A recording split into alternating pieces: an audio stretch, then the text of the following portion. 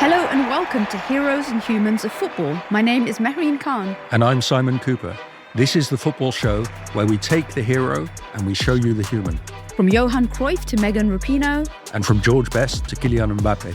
This is the Human Football Podcast. Last week's episode was on Jude Bellingham, England's star boy and perhaps the most complete footballer of his generation. If you haven't already, go back and give it a listen.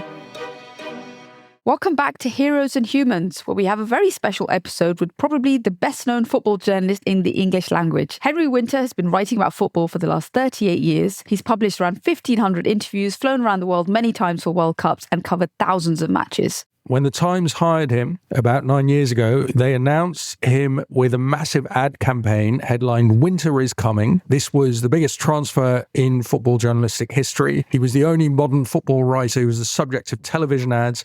And then, somewhat stunningly to the rest of us, the Times suddenly sacked him in April. But he's still going to Euro 2024 this summer and has a number of gigs lined up in radio and TV, and has also launched his own Substack. Henry has ghost-written books for and by Kenny Dalglish, Stephen Gerrard, John Barnes, Michael Carrick. He's written his own history of the England team, and we'll be asking him about all the England managers he's experienced over the last 30 years from very, very close up. And he's the journalist who is most read and respected by people inside the game. He's here with us today to talk about football journalism, how it's changed over the decades, and especially the often very complicated relationships that journalists have with players and managers. Stick around to find out who Henry thinks is the most interesting person he's met in football, who he never needs to meet again, why Jurgen Klopp is the most misunderstood man in football, and why the England team is better than the UK government, which we admit is a pretty low bar. Welcome to Heroes and Humans, Henry. Thank you. Henry, you come from a family that seems to have had no interest in football, an academic and artsy family. In fact, your brother Timothy,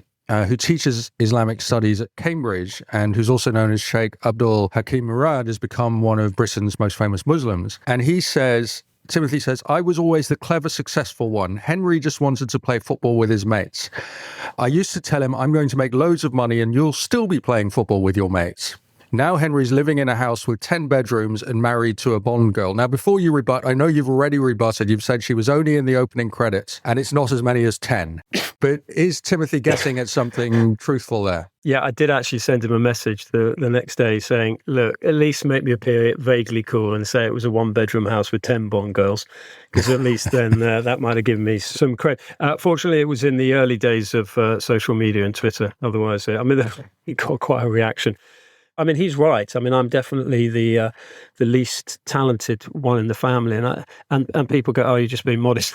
No, it's absolutely true. My sister's a fantastic artist. My father was a fairly well-known architect, and some of his buildings are just amazing. It's nice to see them still standing, and it's nice to walk past and admire them.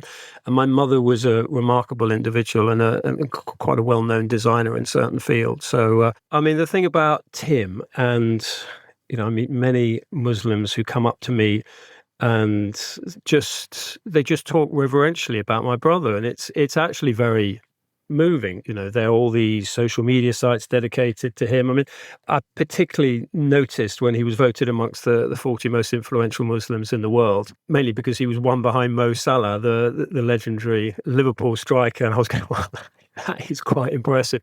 So he's just incredibly proud. So I should not become another one of those many hundreds of Muslims who've done that, because that's exactly what I was going to do. I'm a huge fan of Tim. Why are you a fan of Tim? He has this incredible ability, and as a journalist, I really enjoy this, to capture the zeitgeist. He's an incredibly eloquent critic of modernity. He speaks, the language of political philosophy, which is part of my background, talks about liberalism a lot.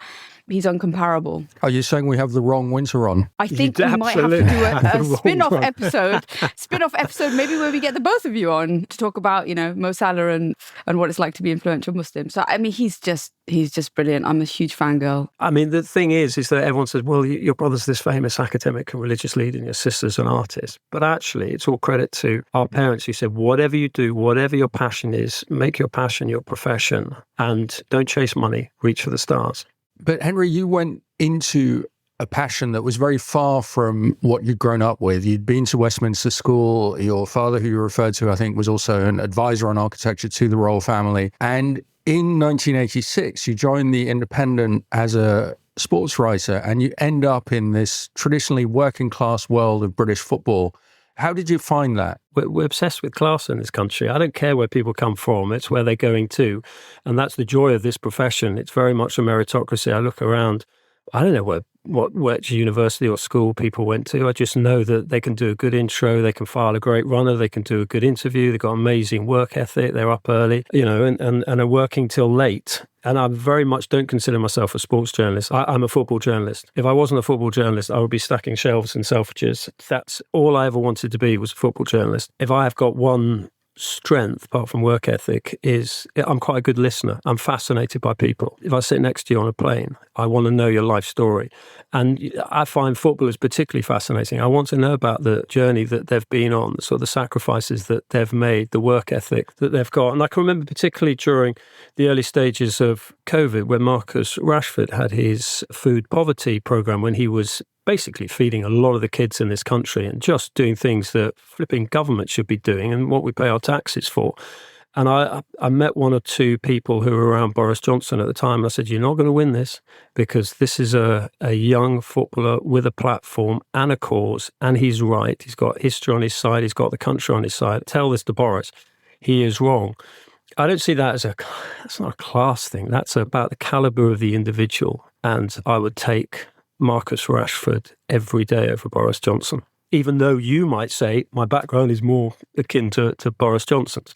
But it's about the quality of individual people. I don't look at class. I don't look at school. I think that is just naive. We're not in the Victorian age. What was the press pack like when you entered it, and how were newsrooms structured in those days? I mean, I went into the Independent, which was probably a little bit more forward thinking, but I would say it was white male, but actually very forward-looking and a great bunch. I did some work experience at the Observer, managed to blag my way in there, and they were brilliant. And then 3 or 4 of them left to set up the Indie, and I blagged my way in and said, listen, I can play for your football team because you don't look particularly good, and I was sort of young and vaguely fit, and I can do your running for you, but also I can write a student column for you, I can write a school column for you, which is good for your long-term circulation and readership. And they sort of bought into that. So the Indie was a special place those years under Andreas Whittam-Smith, sort of 85, 86 onwards. It was a brilliant place to work. And then I became a staff there a year later. How was it covering matches, interviewing players and managers? You've talked about knocking on people's doors to use their phones to follow your reports in those days in the 80s. Yeah, I mean, the greatest change in this game is technology. Whereas before, you used to sort of almost have to ad-lib your runner, your match report, down the phone to a copy taker. You would occasionally get things wrong. The famous one of Russian Jews are the best strikers in Europe appeared in not one of my match report, but in a Wales match report, and it was obviously Ian Rush and Mark Hughes. I've had a couple. Was it Penguins over the Pennines was one when it was strong winds. Manchester United ran out to the theme tune from Mr. Softball, which was Manchester United ran out to the theme tune from Mission Impossible, things like that. So it's actually much easier now. And you see, I mean, I can file a report quite quickly on my mobile phone with steam coming out of my thumbs now. If there's Wi-Fi, there's a connection, you're absolutely laughing. Whereas in the past, you would occasionally have to go out of a stadium and knock on Mrs. Miggins's front door and say, can I borrow your phone to file my copy? But that was part of the fun of the game. And I actually think that the journalists who I admire most are those who write beautifully at pace. Paul Hayward and Martin Samuel, individuals like that. I'm talking about my own world of football journalism. And they are fantastic. And that ability to deliver, whether you're a journalist in the trenches or whether you're ringside in a sort of sporting context, and capture that drama, but also have that ability to step back and look at the battlefield, look at the sports field, and place everything into perspective. And we've got some unbelievable writers in this country who do that, and they do that against the clock. And those are the journalists I most admire. I love it best when I have to write a column against the clock. I mean, I would literally actually just go and waste the first 10 minutes if I've got like an hour and a quarter to write a comment piece on an England manager going or whatever. I love that because I think the best pieces, they need the adrenaline to drive them on, as well as the sort of poetry of the individual's language. I don't need much sleep, which I think is really important in this job. Like 4 hours, 4.5 hours a night is fine. I have always been struck when I've gone to tournaments at how little sleep there is. And you cover the match and then there's a plane at 6 o'clock the next morning. And it's like a survival struggle. A lot of people in the press pack do feel that, don't they? Even if you don't. Yeah, but it's fun. It's not a proper job. I mean, I've got friends who are in the RAF. I've got friends who are doctors. I've got friends who are politicians. And, people I was at school with, people at university, sort of waifs and strays you meet on the way through life. And you listen to what they do and they say, well, I can't talk patient confidentiality, but I saved 7 lives today. And they go, what do you do? And I said, well, I went down to Burnley's training ground and I had a joke with the kit man and a game of cricket with the groundsman, and then went and interviewed their new centre half, and then drove home. So yeah, I have an ability to put this mad profession into perspective. I mean, you've worked in newspapers. You know that the sports department is known as the toy department. I mean, Carlo Ancelotti, one of the greatest men you will ever meet, let alone greatest football men, also one of the most down-to-earth, humble, funniest men you can meet, and particularly good for restaurant recommendations. Listen to our podcast episode about him, by the way. Brilliant. Well, there you go. I mean, the fact that you've done one on him is just the greatest credit to him. But he always says, and he probably told you this, that football is the most important of the least important things. And I think he's right. And I know a former pope said that and everyone's claiming it, but it is right. It is very important in people's lives, but, there are far more important things that are going on. I mean, a couple of years ago, the Times, when I was at the Times allowed me to go and cover the start of the Ukrainian Pro League. Obviously, they were at war at the time. Kiev was under siege from the air. And that just placed everything in perspective. That's not like going to, even Barnsley Leeds. I take your point that football is the most important of the unimportant things. The place where I feel that isn't believed is around England before a big tournament. And that's exactly the moment we're at. And I wanted to ask you a bit about England managers you've known in that experience, because when I've been at an England manager press conference, especially before at the start of the tournament, there's this hysteria. We have to win it. Have you found over the decades that that is a kind of hysterical place?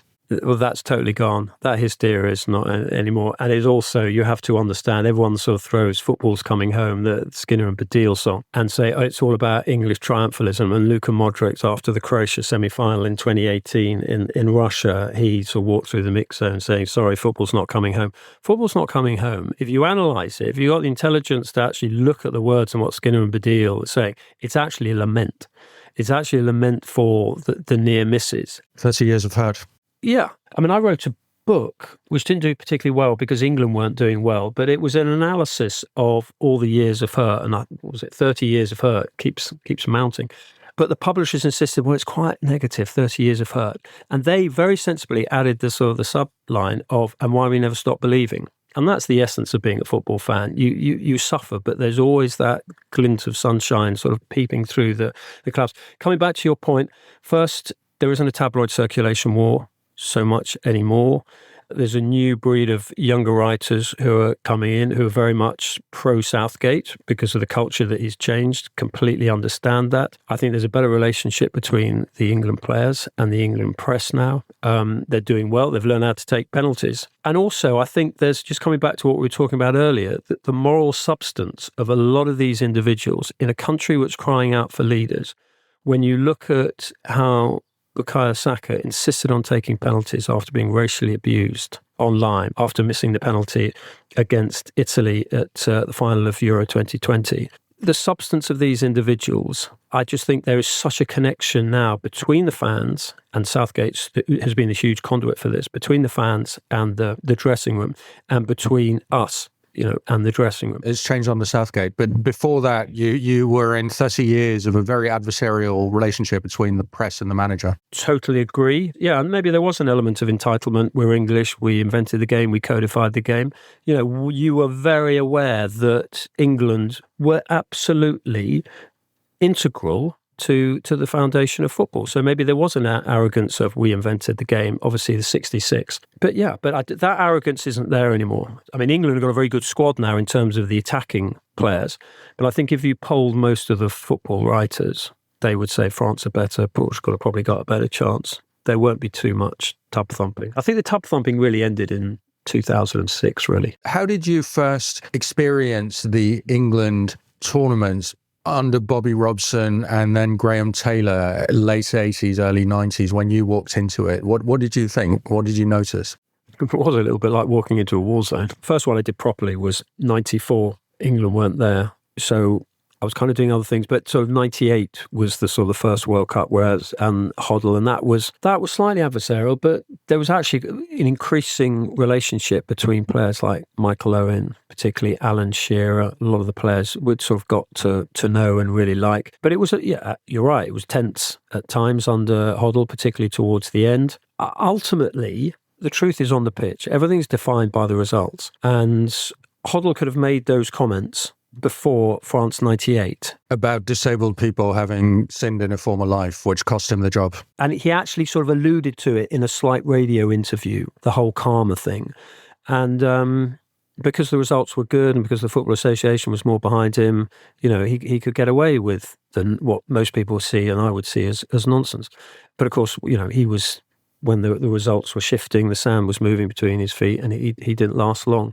Same with Keegan as well. I think he spent 25 years regretting that. I think he was a serious football manager who said a stupid thing, believed a stupid thing, learned, and never was given another chance to return to the top. Yeah, and he's a good pundit. I mean, he was very helpful. I mean, I chased him for the book I wrote on England. I finally got him sorted because he was obviously aware I was part of the press pack at that time. But he was fascinating, as well as being a great English player. And you can actually look at English football rise and fall and attempt to rise again through the prism of Glenn Hoddle. Why do we have this fear of flair? Why did he play a lot of his best football abroad in Monaco? Obviously, he was fantastic at Spurs, but if he was French, he was from another country, that country would have built around Glenn Hoddle. I just want to dig into why this relationship was adversarial, and was it because the FA and the English players and the administration thought the press put too much pressure on us, or that they're just waiting for us to fail? Because from the outside, there's a lot of scrutiny, but there's also this kind of hyped up sort of patriotism. So it feels like, it's not always nasty. Sometimes it's just a little bit too delusional. So I'm curious as to what that tension actually was and how you perceived it and how you were perceived. I mean, again, we're looking back 20 years. It's not so adversarial now. 20 years ago, I don't know, it was just a different sort of climate. Maybe the newspapers were stronger then. They felt more emboldened, empowered then. The circulations were bigger, the voices, Now you look at the voices, the footballing voices, they're in the podcast. You've got a fantastic platform. I've got a platform on social media, on Substack, on radio, do a bit of television. So I love newspapers, and I will always have ink in my veins till the day I die. But the focus has been spread. So just coming back to your point, I just think there's been a general trend in the media towards more people having platforms. I mean, I could do probably 3 or 4 fans podcasts a day, just talking about their individual fans. I mean, it's just huge. So the whole, the prism has splintered. I mean, one thing about the 80s and 90s is, as you say, the tabloids were so dominant. I think the Daily Mail was selling 3.5 million, the Sun was over 3 million. And so they had resources not just to send 8 people to the England camp, but also to pursue the players in their private lives. So the players would get very angry when a player would be exposed as having an affair, as having misbehaved in a nightclub, this kind of thing. And that spilled over into the atmosphere in the England camp. Yes, but they're also cute enough to be aware that what is written at the front end of the book is not necessarily driven by people at the back end of the book. And in fact, they would often contact us, and not necessarily me, but sort of some of my peers, and say, why is this being written about me, on your front pages? And sometimes they would think it's actually worth building up relationships with people on the sports pages, because they can then show a different side. And what's also been tied in with the sort of the explosion in football since '92 and the rise of the arrival of the Premier League is the growth of the club's community schemes. Without getting overtly political, I look at some of the things that government, people in power, whoever they are, do, and I think, God, thank God for football clubs. Like I was up at Everton yesterday. The work they do in the community, they go into parts of the community that no one from Whitehall can dare go into, because they would be laughed at, they might even be chased. They just do so much work. They change lives, they save lives, particularly seen during COVID. So this is a long-winded way of saying the players all have their individual foundations. They do things privately. You probably only know about 5% of the stuff that they do that actually comes out in public. Jack Grealish is sometimes considered a little bit of a sort of, a wastrel. God, the lives he changes with kids, the little sort of, 10-second video clips that he'll send to a kid in a cancer hospital. day after day. And look, I don't want to sort of say they're not all guilty of certain things. They've all done, Jack's done some stupid things. But the essential goodness in a lot of these players, we can reflect that. I can go and talk about, in the past, I've run up Marcus Rashford, and we've talked about, because he wants to raise awareness and also raise funds. And so many of these players do that. So the community element has actually bonded the players and the press closer together, because we can see the amazing work we do. I feel proud of an Englishman knowing that the 26 players who are going off to Germany, the work that they do, the messages that they will send, not simply by stepping onto the pitch and being this great sporting role model and, wow, Harry Kane's going to take a penalty and, this is the warrior spirit this country needs. But the fact that Harry Kane just does a lot of quiet work with veterans, with kids who are ill, with sports facilities in London, because politicians, they're so thick on the NHS, and I've talked to the health minister on this, and I'm just going, why don't you invest more in school sports, particularly girls' school sport? And the Lionesses have been brilliant promoting that. It's amazing how few sports facilities there are for kids in the London area. It's astonishing.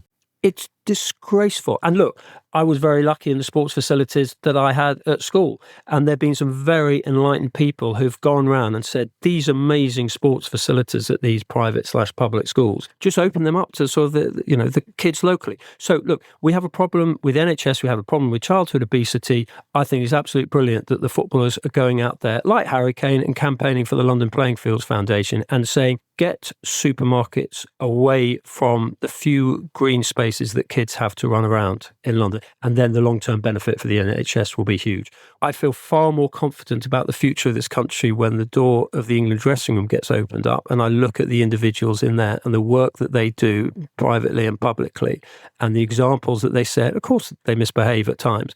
Than I do when I walk along Whitehall and I will glance down Downing Street and I would say, is the moral leadership, is the true leadership of the country truly coming from that number 10? If you want a number 10 in this country, I'd rather have Marcus Rashford than anyone behind the door of number 10. You're known for having the closest relationships in football with players, with managers, and that shows. I think you've written 1,500 interviews. It's an immense asset to your work. There's a danger in that as well, in terms of journalists often end up protecting the players they are close to. I'm not saying you do that, but that seems to be a phenomenon. That occasionally gets thrown at us, but I don't think they do, because one of the most scrutinised parts of this country is football. And you cannot kid fans. Football. Effectively, we're weathermen and weatherwomen. We look out the window, and if it's raining, we say it's raining. You can't kid football fans. If Marcus Rashford is not playing well, which he hasn't been this season, he had a half-decent cup final. I've written consistently this season, he is poor by his standards. He's got to track back more. He's got to be more focused. Kenny Dalglish, Sir Kenny Dalglish, I've written a couple of books with, and he's a fascinating, very impressive individual. You want moral leadership? Kenny Dalglish at Liverpool during Hillsborough. A lot of politicians could learn from Dalglish. You want leadership? Kenny Dalglish, his wife Marina Dalglish, the work they've done for raising money for cancer research. Really important people of substance. But there have been one or two incidents when Kenny at Liverpool protected players, and I disagree with it, and I had a go at him. He protected Luis Suarez, who'd made a racist remark to Patrice Evra. I think that's when you criticised him. Totally. Obviously, what Suarez did was disgraceful. So you had to, you can't kid football fans. Do you think part of the explosion in fan-related content, the changing media landscape that you've already spoken about, seems to reflect the frustration of fans with what they consider to be the mainstream media, and how one correspondent is the arbiter for everything they know about their club? And that was democratically, that's very frustrating for fans because they want to hear different sides. I feel that frustration perhaps more in the early days and less now, where I guess a lot of these influencers or sports influencers are as big as you on social media, etc. But did you ever, did you see that coming in some senses? Didn't see it coming, but I think you're right, and I think that's a sort of a general trend. But what I would say is that they tend to focus on one club, and they're passionate about it, and a lot of them, they want content for free as well. And as you know, journalism isn't cheap. There's always a cost attached. If I'm going out to Ukraine or if I'm going out to a tournament, it costs. But I think what we can give is a sense of perspective. But I look at social media and say that where I used to be at the Times, Paul Joyce, who's their Merseyside correspondent, he tweets Klopp's leaving, or really huge news stories, and then everyone seizes on it, whether it's the aggregators who we tend to see floating around social media, just sort of dissecting interviews and putting it out on their own platforms, or fans' podcasts, and fans are brilliant at crediting because they know if they credit at Paul Joyce that it is a stamp of quality and authority and credibility and that it's true. So social media, and I take your point, but social media and podcasts have highlighted the breadth of coverage of football now, but also the importance of trust. Who can you trust, whether it was during COVID, whether it's transfer speculation?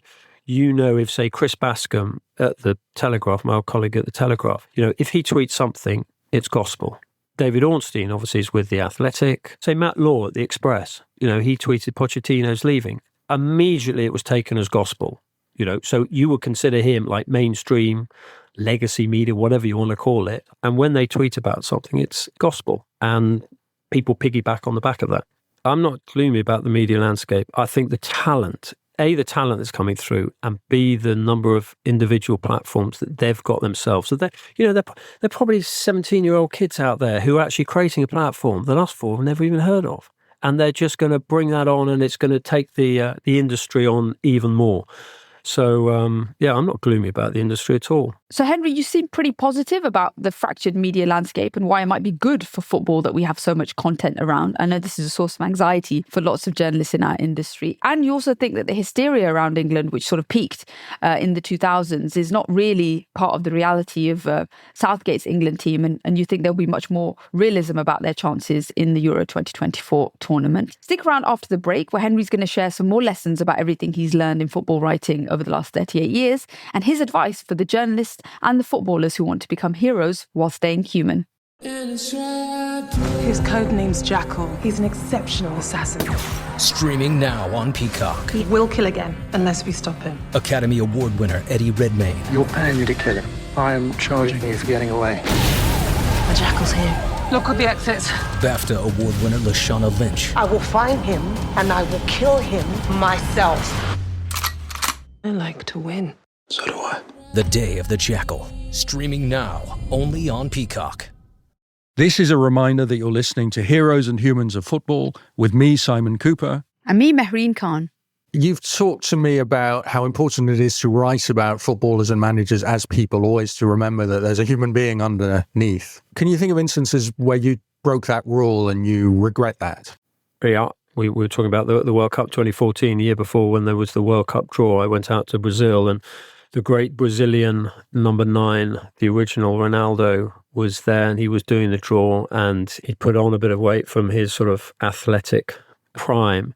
And I say this is the day when England find out who they're going to play in the World Cup group stage, and it's also the day when football found out who ate all the pies. And I tweeted that, and I thought a bit smugly to myself, oh, that's a good line. And then I always check back about 10 seconds later, and quite rightly, people making a lot of comments. And there are quite a few fans who I follow because I think they're very good judges of not only their own clubs, but the industry generally. And even people like that, people who are balanced, said, that's a really poor tweet, delete that. He's got thyroid problems, don't make a joke about someone's weight. So I just, coming back to your point, I just never personalise things. Who is the most interesting person, or who are the most interesting people that you've met in football? I mean, Sir Alex Ferguson would absolutely be up there.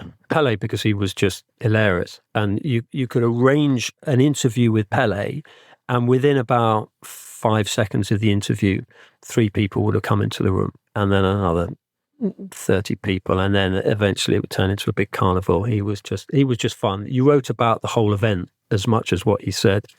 Sir Alex, because I've learned more about life and, well, obviously football from Sir Alex than from anyone. Family, teachers, friends.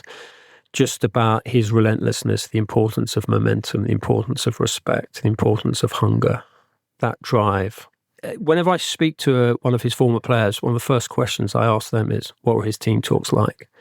And they were often nothing to do with football. They were to do with life, how he grew up in the shipyards of Glasgow, about the sacrifices that their parents made, taking them to matches, and just life messages. And you can see why Harvard and places like that want him to talk as a leader. So just a remarkable individual. One of the greatest people this country's ever seen of any profession. Just remarkable individual. So I've been fortunate to interview him 3-4 times down the years. He actually rang, I think I can tell the story, I think he rang about a month ago, withheld number, and I answered it, and we had a sort of 7-minute chat about football, and then he rang off. And then I looked around and noticed that I was standing up. I instinctively stood up. And I'm not a person who's particularly in awe of, I don't think I'm in awe of anyone, really, apart from the quality and the substance of the young players. But because of Sir Alex and some of these young English players, Bukayo Saka, who gets his racist abuse, who gets kicked on a football pitch and jumps back up. There's so many lessons that people in life can learn from football, whether it's Saka's resilience, whether it's Ferguson's longevity. And what I love also about Ferguson is that he's so interested in so many different elements of life. Whether it's racing, whether it's art, whether it's wine. I don't drink, but he's got that fascination with wine. He's just one of life's great characters. Jurgen Klopp, there's a sense of mourning in Liverpool. I was there for a couple of days, and there's a sense of mourning of Jurgen Klopp going, because they've lost a footballing leader, but they've lost a sort of a leader of society. And again, coming back to the point, there are not many great leaders of society in this country at the moment. Who's the best person at talking about football itself, about the game? Hoddle was very good. Hoddle was absolutely fascinating. You often find players who the game came so easily to them don't necessarily make good managers because they're not good at communicating. If I'm looking at a good manager, I bet he had no pace as a player, because if they had pace as a player, they could actually, get out of trouble, whereas they actually, if you look at a Pep Guardiola, Ancelotti, they didn't have much pace. Louis van Gaal had no pace at all, could barely move, yeah. Well, there you go. Juan Mata, you can have a conversation about anything in life. Former Manchester United and Spain, great.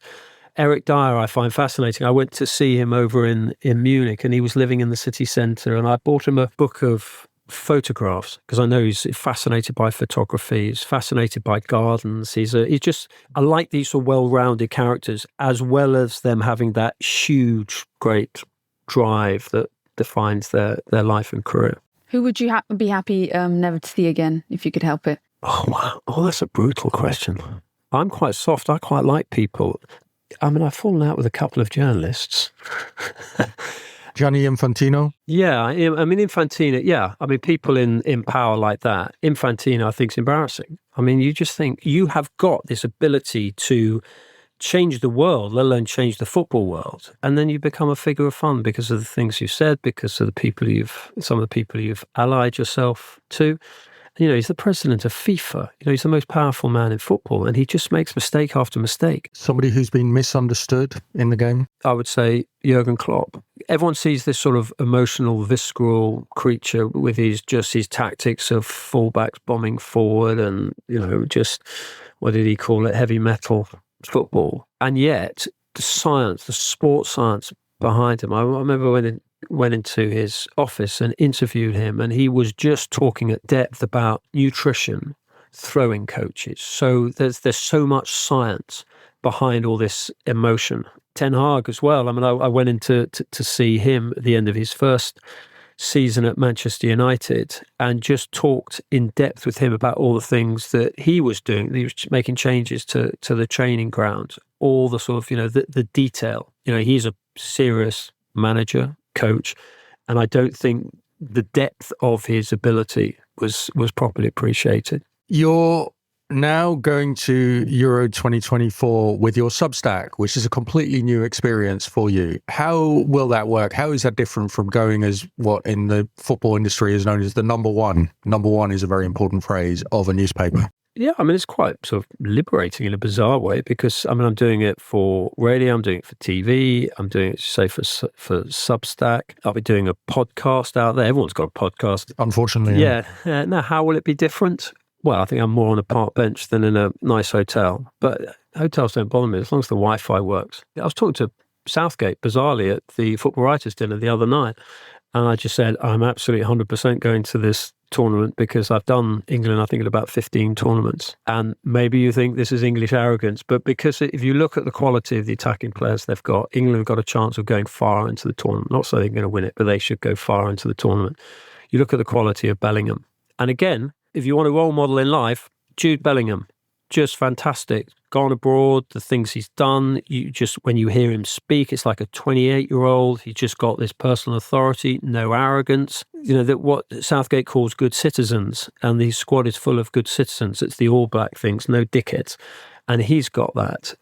You look at the quality of Phil Foden, Footballer of the Year. You look at Saka on the right, Kane, the season he's had at Bayern Munich, the goals that he can score, Anthony Gordon, who could easily start on the left unless he plays Foden, Declan Rice, £100 million player. And, I've talked to him about the size of the fee, and it's just, he's got, it's huge, but, it hasn't affected him. If anything, he's just become an even better player because of his own personal drive. And then you look at a Harry Maguire and you think, well, your mobility is not there, but wow, he's never let England down. Jordan Pickford, people have a go at him, but he's never let England down. England got problems at left back, I get that, but Kyle Walker, wow, no one's going to outrun him. If he has another game with Mbappe, that will be a nice even duel.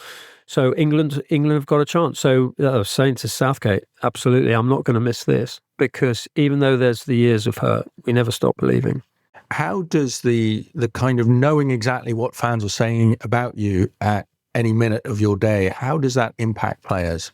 I don't think it's healthy. I think some of them have spoken about their mental health and how it affects them. Some of them go off social media altogether. I think Marcus Rashford's just said he's going off social media for a couple of weeks because of the, sort of the abuse and the intensity. I mean, the game changed when Ferguson retired in 2013 and Manchester United players suddenly started posting photographs of themselves in the dressing room. I wouldn't allow phones in the dressing room because I think that, players will literally look at that within 5 minutes of the final whistle just to know, did I play well? I mean, with respect, why should some kid in his aunt's house in Nuneaton affect his mood by having a pop at him saying, you're absolutely useless? I would just keep off social media for a couple of hours after the final whistle, maybe in the coach on the way back or when you're back home, just to send a message, the thanks for the support. But yeah, I mean, it's a fair point. It does get them down. And this is a generation which is quite open about mental health.